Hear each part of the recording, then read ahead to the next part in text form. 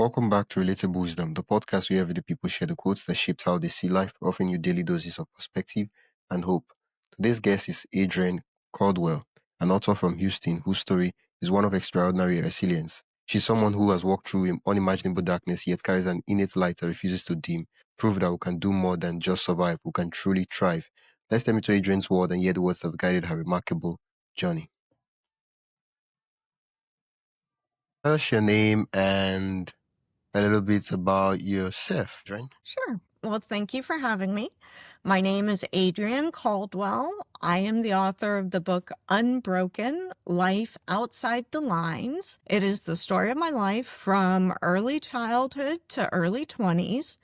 During this time, I was either the witness to or the victim of the sexual assault of a young girl, the drowning death of a child, emotional and physical abuse, extreme poverty, mental illness, homelessness, horrifically abusive foster care, bulimia, drug and alcohol addiction, pedophilia, death, and suicide. So I've been through quite a bit. Now, out of that list, is there something that speaks to your heart? Is there something that you'd like to learn more about, the story you'd like to hear? Yeah, you mentioned death. Yeah, Death. that's to that. Okay. So I have to give a little bit of background. My mother was schizophrenic and physically abusive, and my grandmother actually took care of me while my mother and her siblings worked to pay for the household. My grandmother stayed home and cared for me. She also protected me from my mother. My mother would do very odd things. For instance, one time she got on this kick where I had to eat beans for every single meal, breakfast, lunch, and dinner. And my grandmother intervened and put a stop to it. My grandmother was my guardian and my shield against my mother's insanity. And when I was 7 years old, she passed away. Oh, And losing her meant the loss of my protector. I no longer had that guardian, that safety net of my grandmother. She was no longer able to intervene. And losing her really set my life on a tailspin. So, yeah, oh, it was devastating, and it opened the door to my mother having really unchecked power over my life. And I rode the insanity roller coaster down with her. She just spiraled and got worse and worse without my grandmother around to intercede. yeah. So it was a significant loss in my life. It changed everything. If my grandmother had lived, I would not have gone through many of the things that I did. So Yeah. it was a profound loss in my life. Yeah. So So the death we're talking about is the death, is your grandmother's death. that's correct. Yeah. And later in life, my mother, my schizophrenic, physically abusive mother, I ended up going into foster care, Children's Protective Services. My mother, as I mentioned, schizophrenic, so insane, periods of deep insanity, and also physically abusive. And I ended up going into foster care, becoming a ward of the state of Texas. My mother relinquished her rights, and I didn't have contact with my mother for a decade, for 10 years. And then I reconnected with her. It's an amazing story. The internet, this was 97, 98. The internet Okay. was still new. I did a Yeah. search for my mother because I had no idea where she was.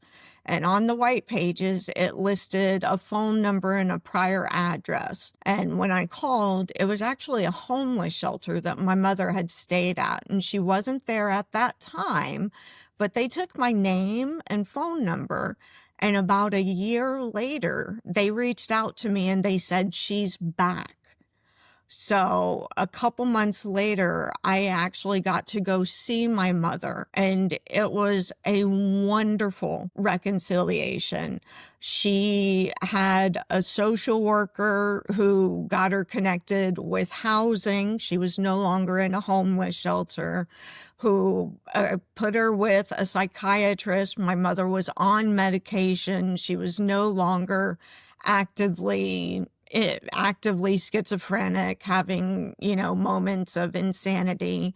She was really doing well, and I got to see her thriving and doing well. And it had been 10 years since I had seen her, and my aunt had taken the role in my life of being the maternal figure. My Aunt Rose took over that role. So Let's take a quick pause.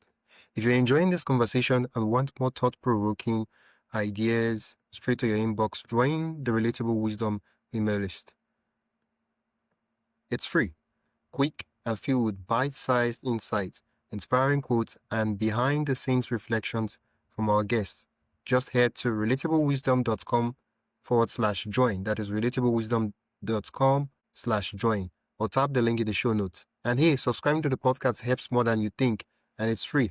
So if you haven't already, hit that follow button wherever you're listening. All right, let's get back to the conversation.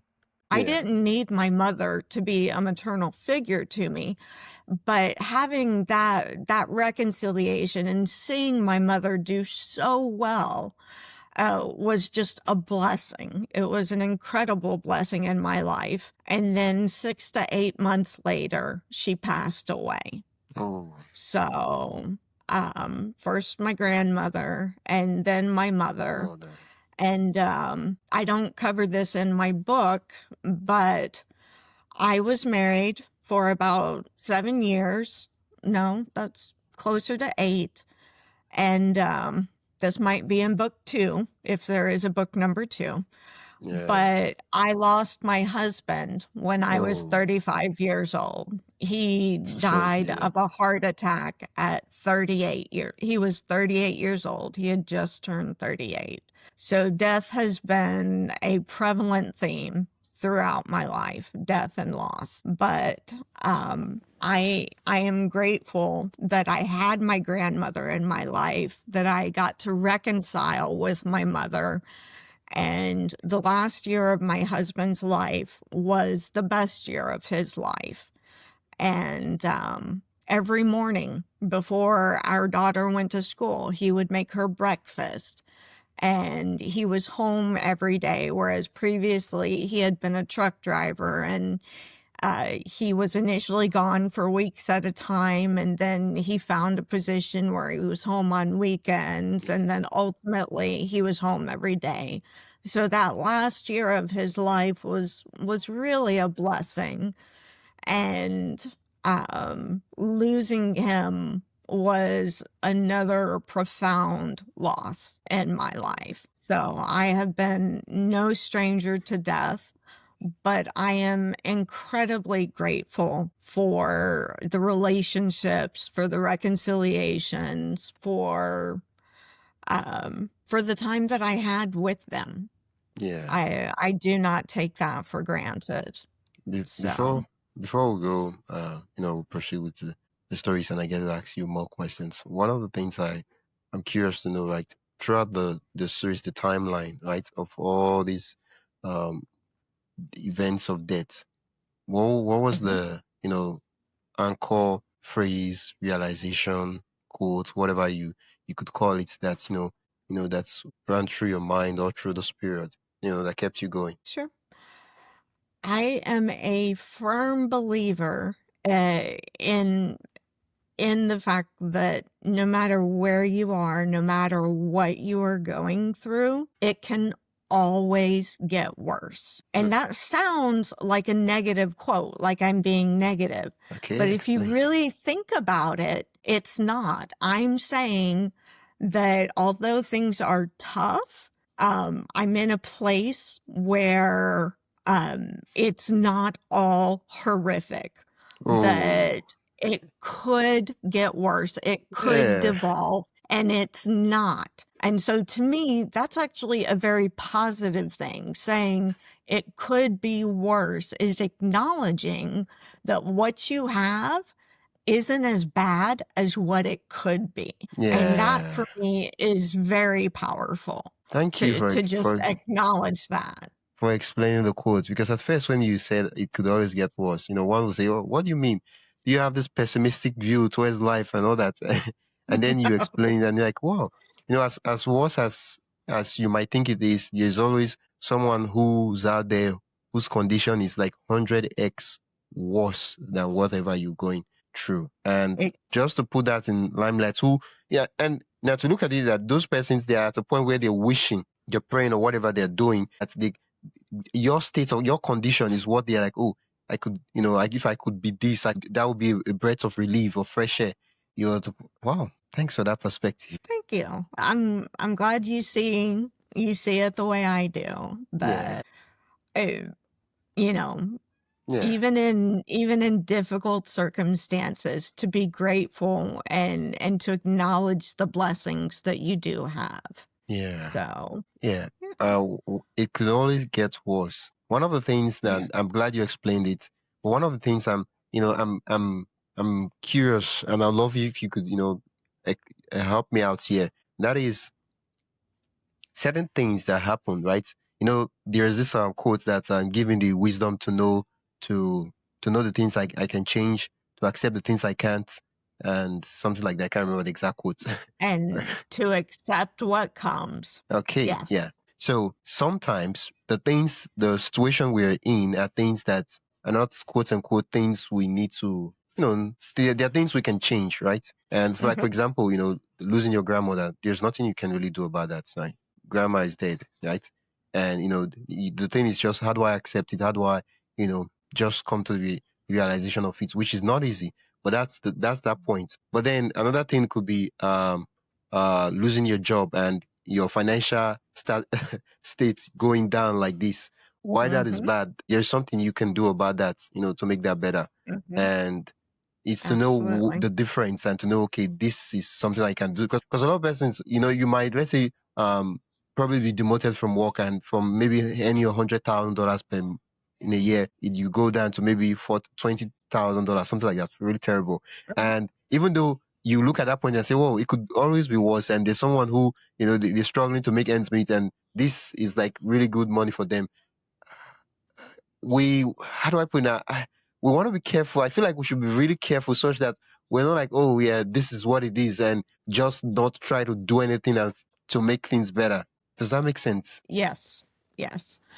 Um, I am a huge believer in taking control of your own circumstances and to make positive active decisions, choices to change your circumstances, to get yourself out of a bad situation, and to make decisions that prevent you from going into those bad situations. The decisions we make, we are there are always going to be things that we cannot control, that are out of our control. But it takes a very strong person to acknowledge what is in their control, and to take action. And I feel that more often than not, even when faced by circumstances like death, where there's no control to stop the death, you can always reflect on the value, the love, the the characteristics, the things that that person provided to you, for you, the love, Yeah. and really just be grateful for the time that you had with them. I am a huge believer in gratitude. Um, it's it's so much easier to be negative and down in the dumps and woe is me. I have it so bad. It's so easy to have that mentality, but it takes a stronger person to say, yes, I'm in a difficult situation, but what can I do to change it? How can I impact it?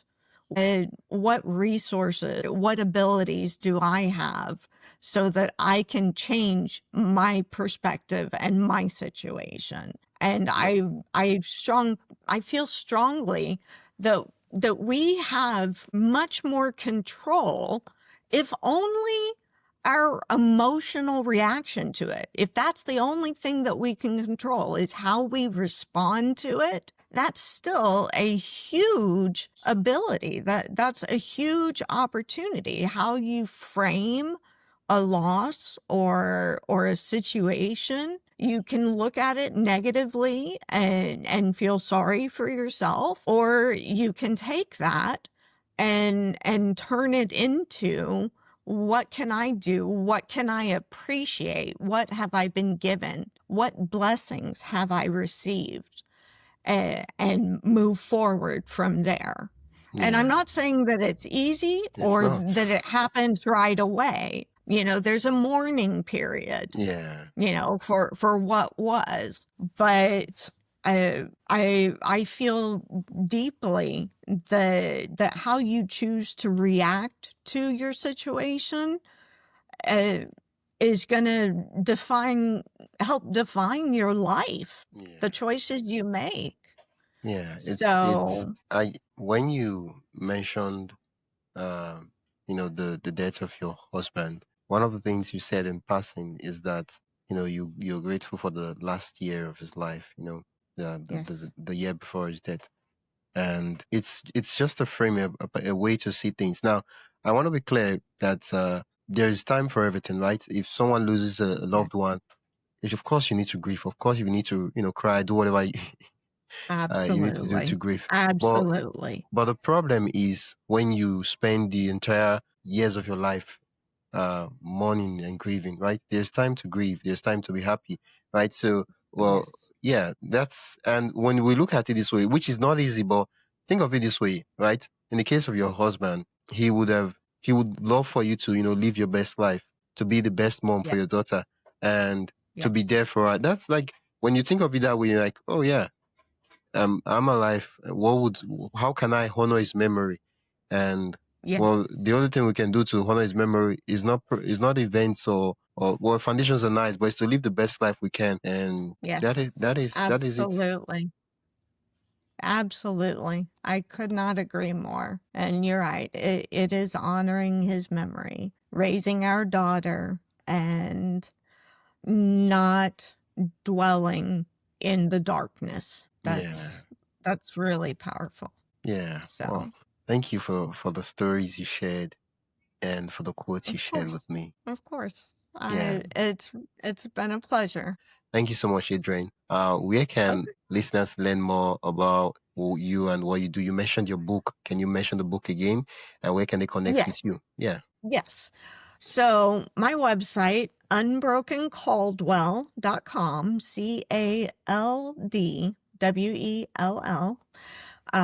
If you actually go there, you can read the prologue in chapter 1. It's already available. And yeah, my book, Unbroken, Life Outside the Lines, it's available for pre-order on Barnes& and Noble, Amazon.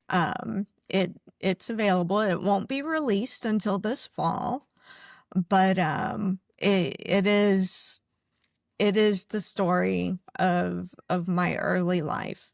And it's I hope that it is a positive, powerful resource for people. And my goal with it, I will consider it a success if I am able to make a profound difference in one person's life. That's my barometer for success. If I can change one person's life, it will all be worth it. Wow. So, Thank you so much, Dren. It's been an absolute delight chatting with you. The pre-call, the patience, and all that. I'm really, really glad that we got to meet in the interview. Thank you for accepting my invitation in the first place. It's an honor to be here. It's a privilege to speak with your audience and you. So I want to thank you. Yeah, I'll be sure to put the links in the show notes and in the description so listeners can just click and go directly to the website. Thank you so much, Adriene. Thank you very much. You've been listening to Relatable Wisdom, and I've been your host, Wisdom Okonkwo. You've been listening to the podcast where every story, quote, and insight helps you see life a little differently. If you enjoyed today's episode, follow the show on your favorite podcast app and share it with someone who loved the conversation. For more inspiring voices and timeless wisdom, visit relatablewisdom.com. Until next time, keep living, learning, and collecting wisdom that matters most to you.